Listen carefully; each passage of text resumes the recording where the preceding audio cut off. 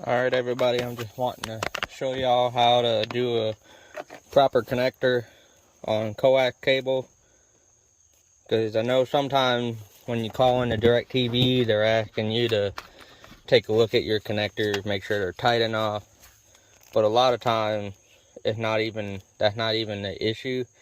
It could be that the technician didn't do it correctly because they weren't trained right, rushing, whatever it may be.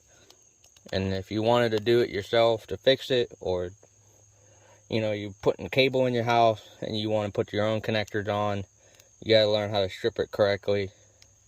So this is about as far in as you got to put the cable. It's just flush to the other end.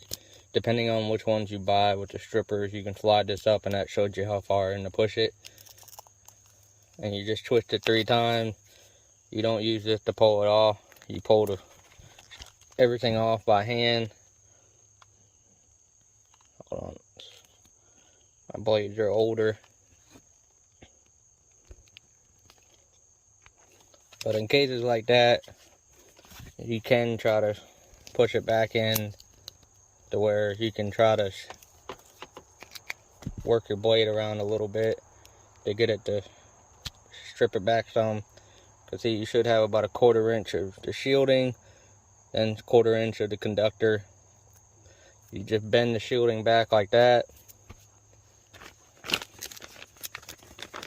And you always want to buy the proper connection. The ones that twist on that you buy at Lowe's or Home Depot and stuff, those are not good connectors to ever use. The compression ones are the best ones to buy. You push it on, and then inside you see the white part called a dielectric. That's got to be flush with the bottom down there, so where then this is literally sticking out about that much out the top. That's what allows it to get the best connection. You don't want it a 1/4 inch past it, or an inch out.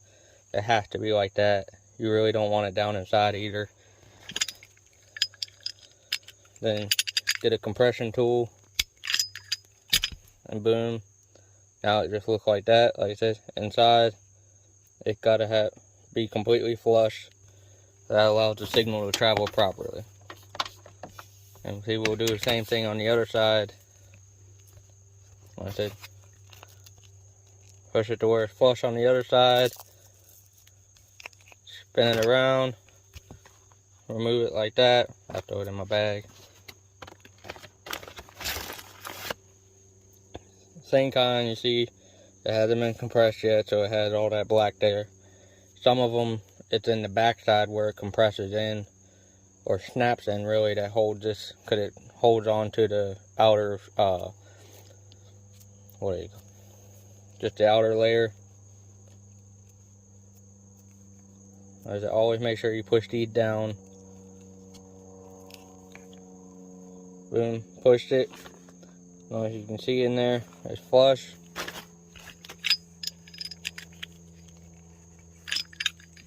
Now it's compressed. Like I said, same thing. You're looking at it, barely sticking out past the top. That's what allows it for the proper connection. Now you know how it has to look at your home. If it doesn't, and you want to fix it yourself, that's how you fix it. If it looks like crap and you don't want to do it yourself, call DirecTV and report it that the technician did the install incorrectly and that you want somebody to come back and fix it. They cannot charge you for having a technician come back to fix stuff like that, because that means that they did their installation incorrectly, and it's totally on them.